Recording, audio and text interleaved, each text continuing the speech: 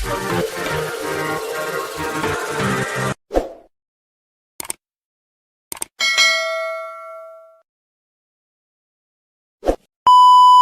Yati tunjuk muka adik-beradiknya apabila mereka berkumpul buat barbecue di rumah Datuk Seri Alif Shukri. Meriah betul dapat berkumpul sama-sama. Hari ni kita nak perkenalkan adik-beradik. Jom kita perkenalkan satu persatu.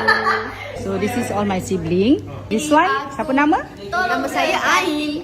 Ain. Ain umur? 19. Ain 19. Anak nombor?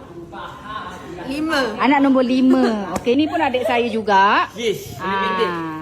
Okey, ini nama siapa? Aiman Hazim. Aiman Hazim. Anak nombor? 3.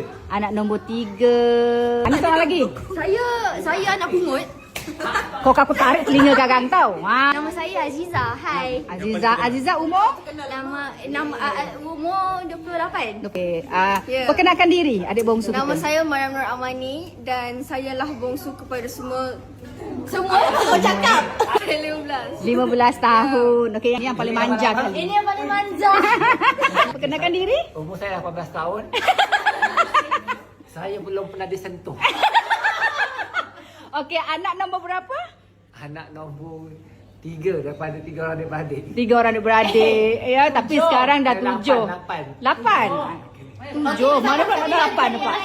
Bini dia yang betul Dia tak kan? ngaku adik-beradik yang lain. Dia ada 3 adik-beradik je. Adik berapa? Bukan dengan satu mak atau bapak 3. Lain mak, lain bapak. Banyak. Tak pernah dia sentuh ya. Ini dia. Itu yang sakit pinggang. Betul sakit pinggang. Aduh. Kurang exercise. Nampak sengit dia jalannya. Okey, wait. Kalau nak tahu, duduk. Ajar sini. Okey, ini bongsu. Ini version bongsu you all. Ini bongsu.